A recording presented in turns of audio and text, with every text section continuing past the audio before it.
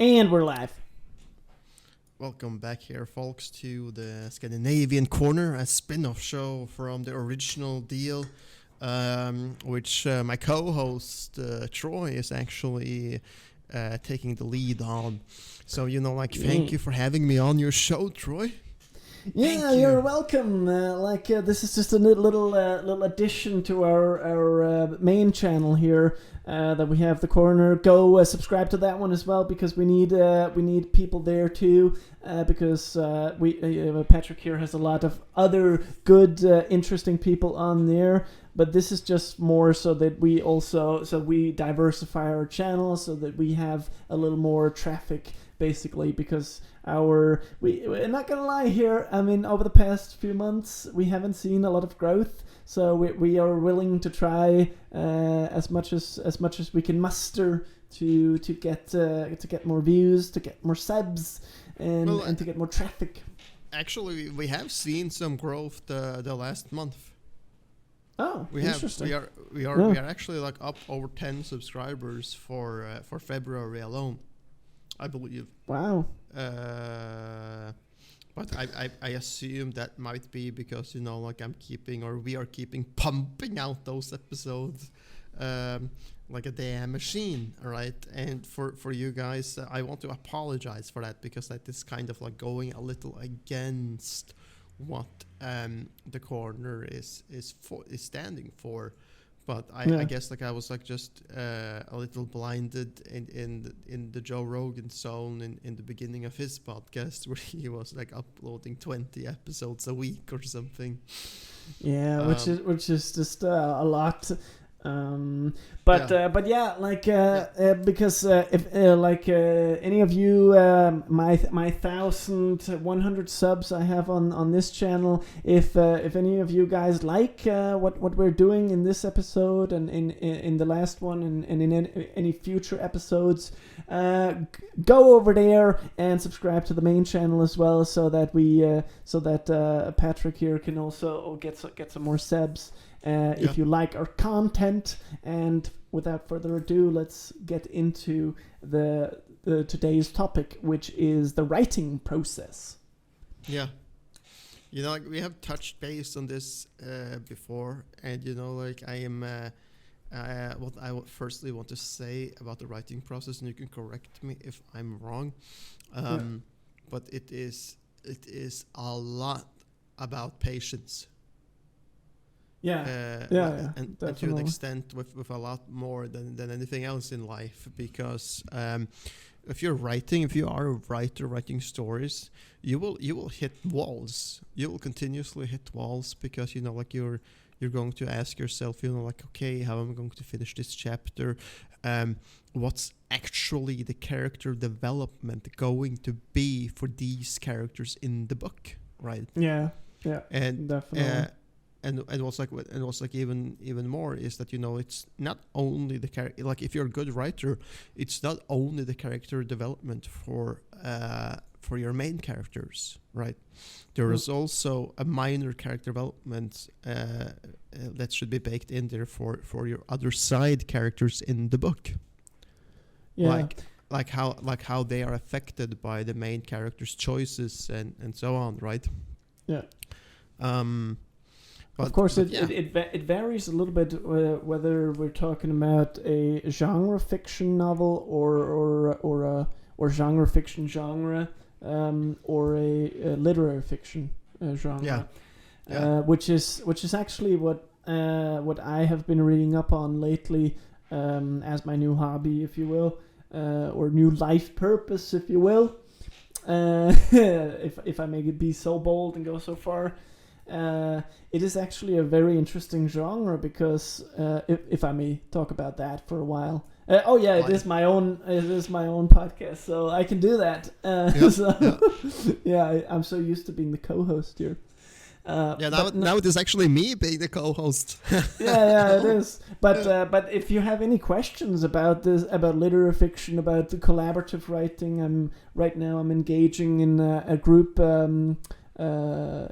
You could call it a group writing exercise with two other guys, a guy from Finland and a guy from the West Coast. I think he's from Cali. Not sure about that though. But we had our first meeting here on Sunday about like ironing out the framework of our project, and we had a great time, man. We thought, man, we're really clicking. We write almost the same. We have almost the same writing style. There was not much need to be flexible. But overall, it was just a good chemistry we had together, and we've already been able to outline the plot of our short story. Won't go into it so much because it's still in the works. So stay tuned for that if you're literary interested. How did you meet them? I simply went on a Discord forum. That is called, let me just check, Writer's Craft.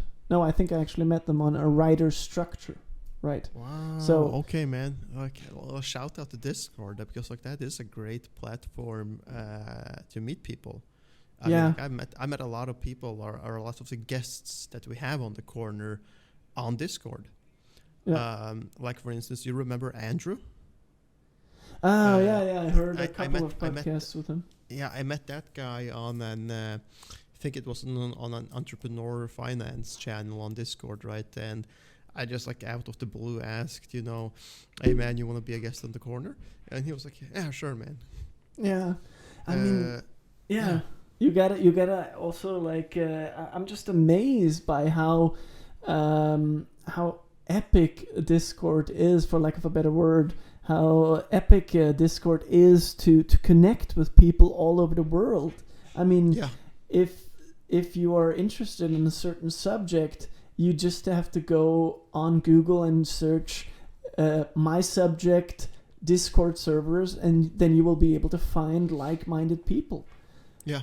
And at this point, I'm already a member of like at least 10, 15, as far as I can count here, 15 groups on Discord of topics that I'm interested in. Yeah, 15 servers, right? Yeah, spanning from like TV shows to writing things, to writing servers and podcasting servers. So yeah.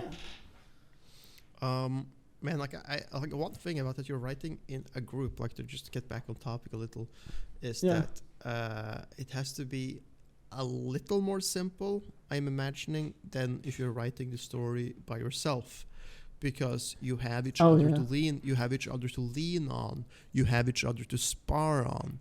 Definitely. You're able to like say, like shit, man, I'm like hitting a wall here and I can't write. Do you have any suggestions, or what do you think about that or that, right?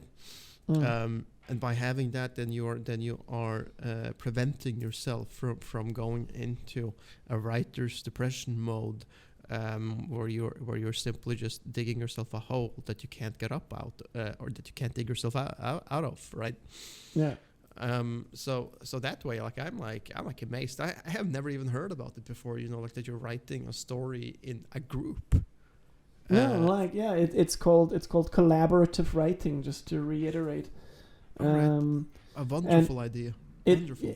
It is. It definitely is, and like it has been done in academia at university levels. People frequently collaborate on papers, for instance. That's why most of these are online articles that I've read about this subject is about people writing papers for their university, like PhD candidates and so forth. Yeah.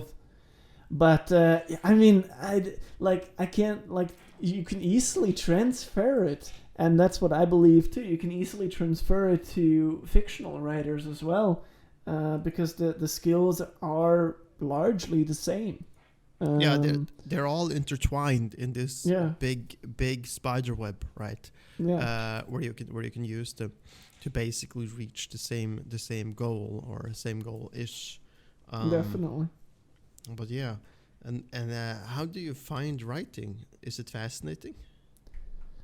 Yeah, I mean, like I've always been very in love with the creative writing process, the sitting sitting myself down at sometimes very inconvenient times, and like I just heard a podcast about these German writers that have a channel as well. Go check them out if you're German. They are called Die Schreibdilettanten on YouTube.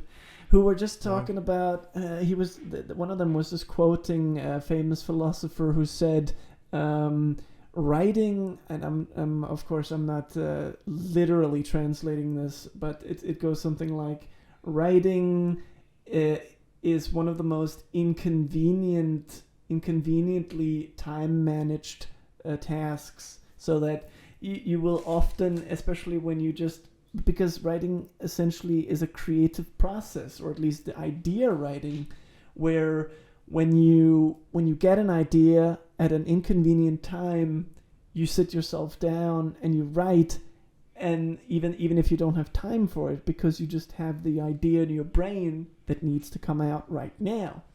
So it's hard to actually make a structure for the creative writing part. But what I have found with this group here, of course, is that you can structure all the other things that go around, because there's a lot more to writing than just the creative part.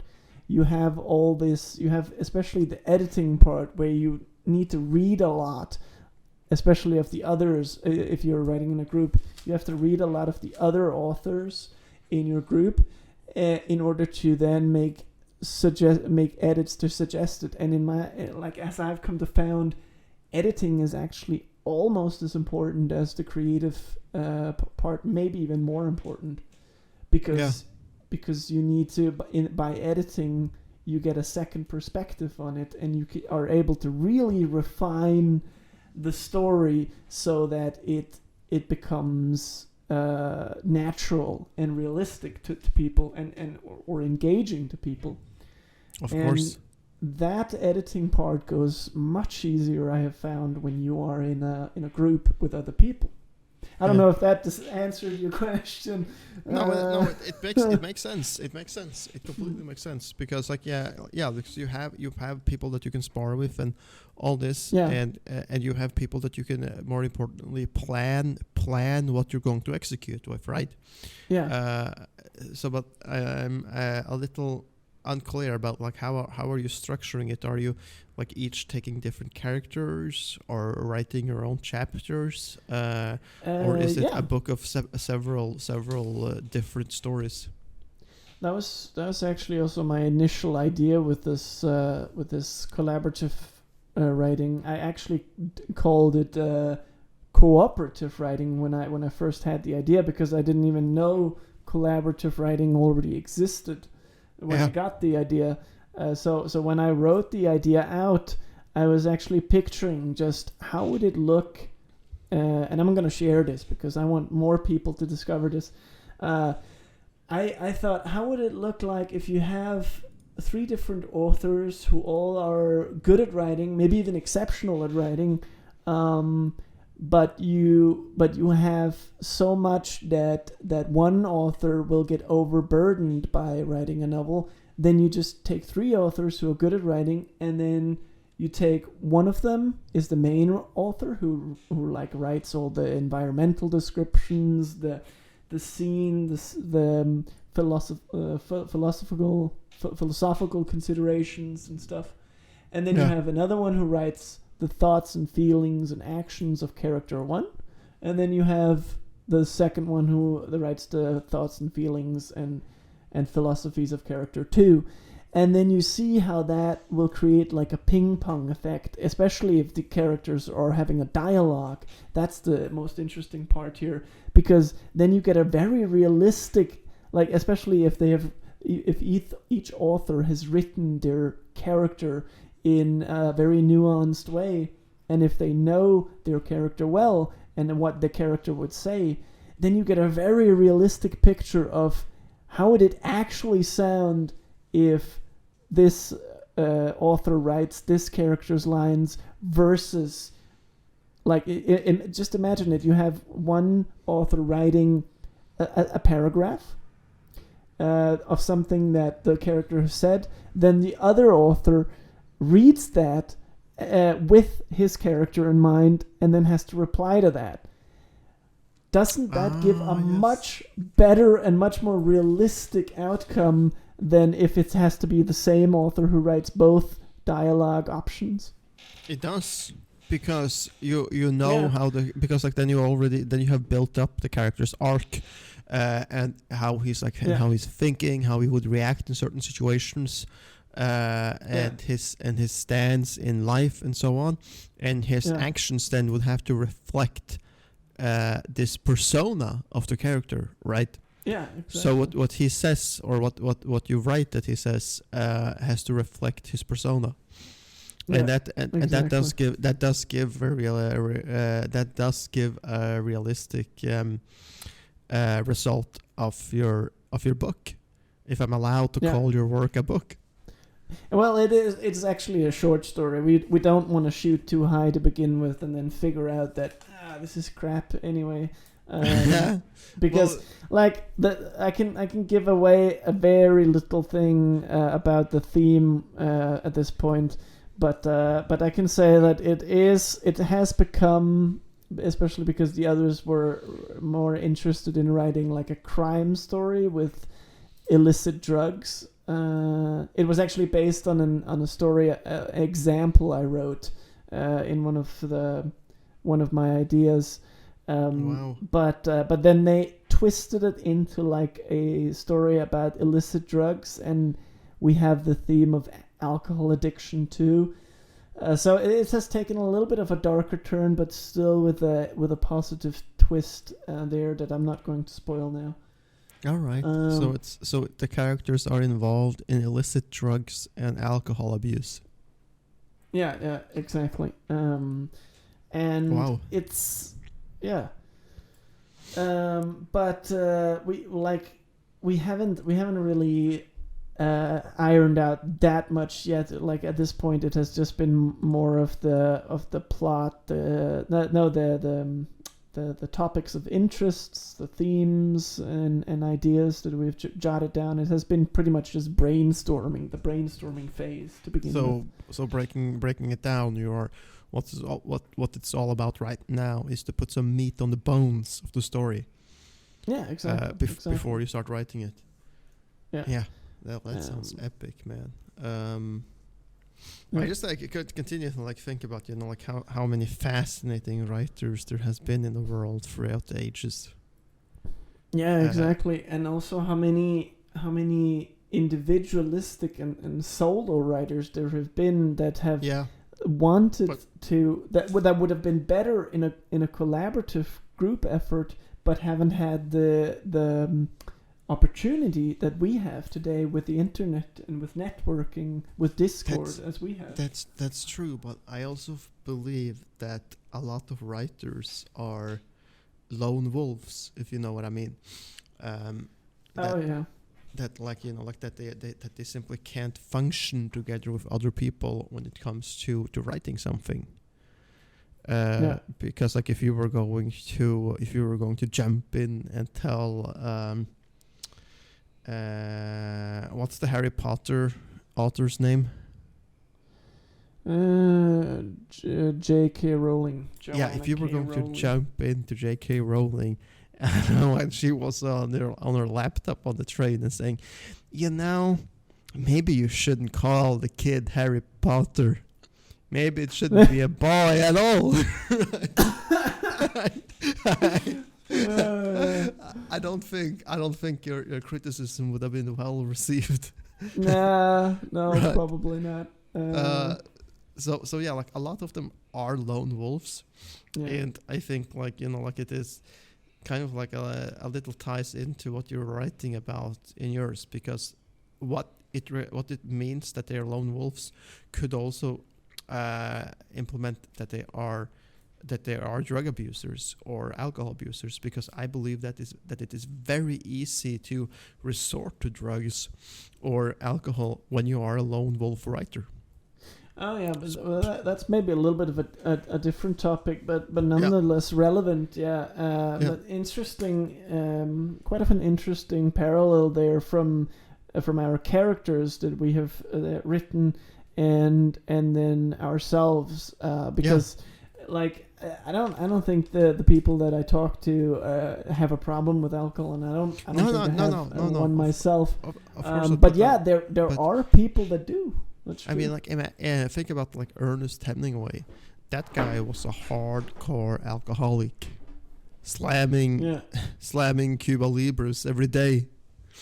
Yeah. Right. Wow. and like I believe also like that Tom Clancy was also not unfamiliar with drinking a lot of wine during his stories. And like it was just like a simple point that a lot of these lone wolves also has like this darker side, because it becomes a lot more to carry when you're carrying it alone, right? Yeah. I mean, like, look at Mozart. He died very young, right, of alcohol poisoning because he was drinking fucking 10 bottles of wine or something a day. Yeah, age 33, I think. Yeah. Yeah, that's wow. young. Yeah, shit, man. Wow. But it like I know why. I actually know why. Why? It has to do with like this creative phase that we talked about before, that which even comes like it's funny with the creative phase too, because it can kind of come in at any point. It can both be there during the planning and brainstorming phase, during the writing phase, naturally, and during the editing revision phase as well. So these are the three phases that we have in the writing process. We have planning, writing, and editing, and like the creative process can come in at any point, because at any point you can like it's very artistic. It's very like not tangible in a way that or very chaotic as well sometimes, that you get an idea and then that will just inspire a gist of creativity, a gist of energy, and at the same time you're also kind of creating the weight of the pressure brick that you're putting on yourself. That's also for a lot of these authors that you listed, Hemingway and Tom Clancy and these people, that's where the alcohol comes in, because alcohol gets you out of your mind, gets you into a more to quote Snoop Dogg, actually, the dude who does weed a lot, to get you into your zone, your free space. That's where you really can like be a child again, almost. Man, I'm just imagining, like today is the day I'm going to finish this chapter in my book. 9 hours later, an empty jug gallon of wine is standing on the desk, and not a zero word written. Yeah, but it is for sure a dangerous balance. Because a little bit can be advantageous actually to spur that creativity, but if it takes overhand, then you get those problems. Yeah, I believe like a healthy way of coping with it would be to take long walks and listen to the birds and trees and stuff, and then maybe you will like have a moderate consumption at home, like a glass or two, but that would be it. Yeah, that's definitely the healthy way of doing it. But of course, there are also people that have been raging alcoholics and have like Mozart. I don't know if Mozart was a raging alcoholic, or let's say Hemingway, who was a raging alcoholic and slammed whiskey after whiskey, and made great literature that is being analyzed by pupils and students today. but the price he paid for it was an early death. So like it's always that that balance. Do you want to die early and be remembered for something very great, or do you want to live a long life and maybe make something mediocre, or maybe maybe you are lucky to make something great, but and then make something mediocre that just lasts. I don't know. It's hard to say. Yeah. People prioritize. Oh man, I had to check it up, and like Hemingway's alcohol consumption. Yeah. Jesus Christ, man. What was it? Like he liked his drinks cold, and then he meant it like ice cold, an emphasis on cold. So his consumption, or the accounts of him drinking nearly a bottle's worth of rum a day in the course of one day in a bar, making martinis by the pitcher instead of by the glass. Yeah. Wow.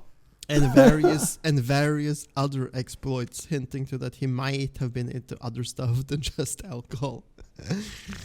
Wow. No wonder.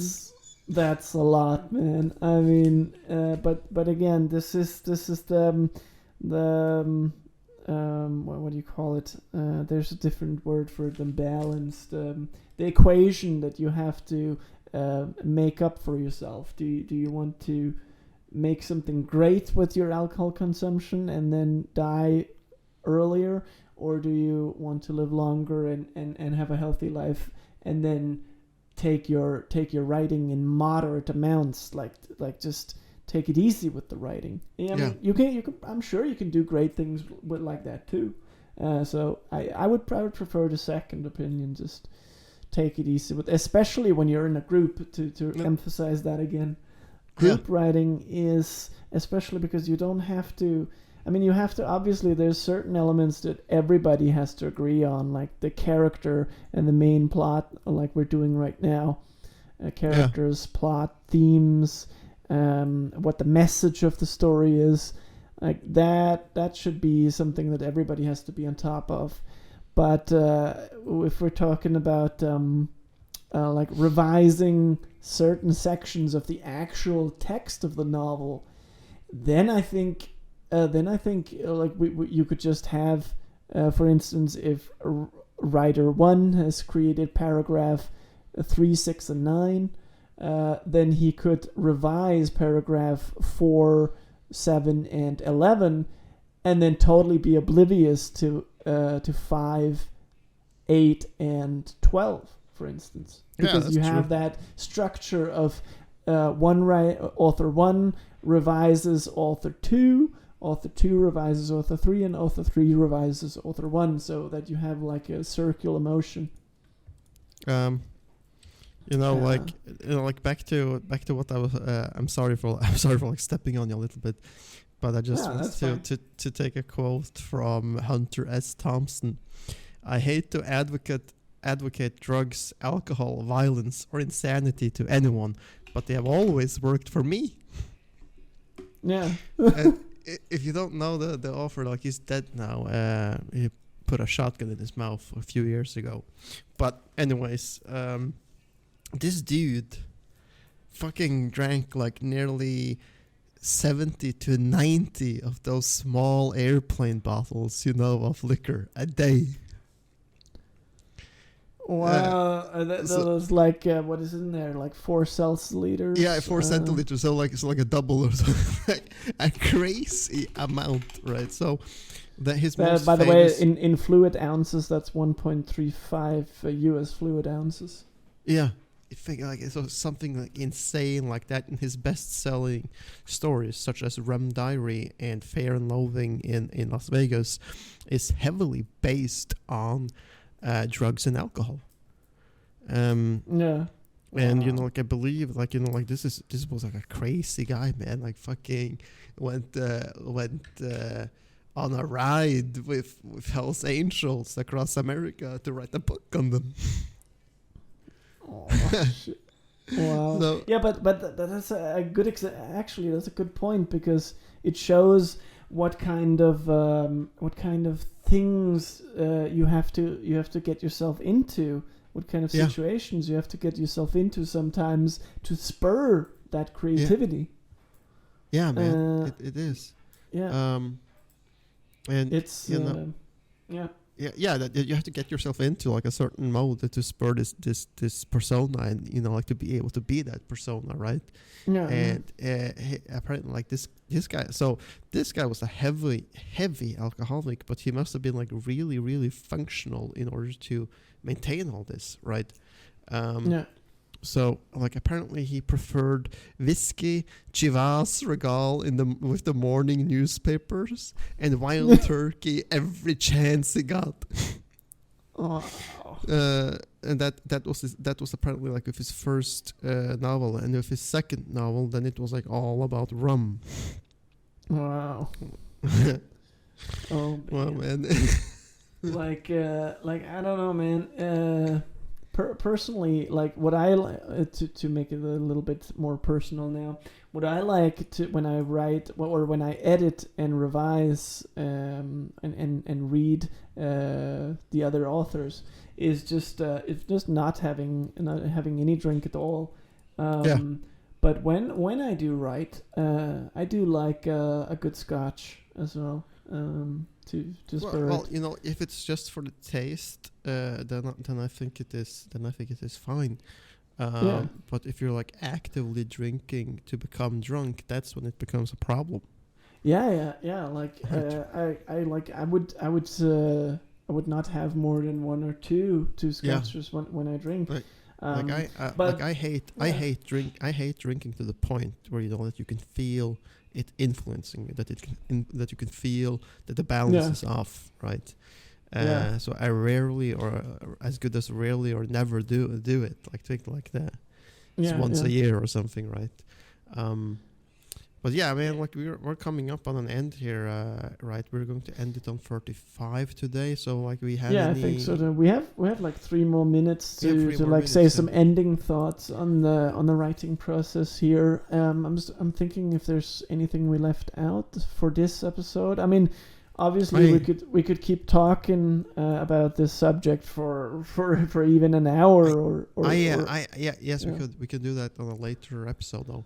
But I have something too to add here, and that is that I would encourage anyone, and I'm sure you would too, listening to this episode, to try and write a story. Any story, exactly. Right, and just because we have covered a bunch of important points. Just to summarize, the most important thing here is the writing process, which consists of planning, writing, and revision, and the fact that these phases are not set in stone. I mean, if you've made it through the first 2 phases and you are at the revising, editing phase, then it's not like you can't go back to the previous phases and add more story at the brainstorming level, for instance. It's writing is a much more fluent process than that, and that's what we need to emphasize in this episode, I think. Of course, and if you need inspiration or aspiration, then there is tons of servers you can jump into on Discord and people to talk to about it. Definitely. Or even that is the most important message for this, the networking aspect of it, to meet like-minded people, because I gotta be honest, man, I've been spending a long time, as you know, a lone wolf, as we talked about, just like blindedly trying to fumble my way through this writing process thing, and the only place I actually had for meeting like-minded people was the creative writing class that I attended in 2018. But that was also 2 years ago now, and so now it's just nice to rediscover that creative writing class in online everywhere now. So that's cool. And fumbling through the dark alone, it can make it very, very difficult for you to find the door out. You know? Yeah, definitely. But all right. So yeah. So let's So I think I'll just end it here. We are at 20 seconds until we're on 35. Hit the like button, subscribe, and comment if you liked it, and go over to Patrick's channel, to our comment channel on the corner as well, and subscribe to that. And we'll see you in the next one. Hope you liked it. Peace out.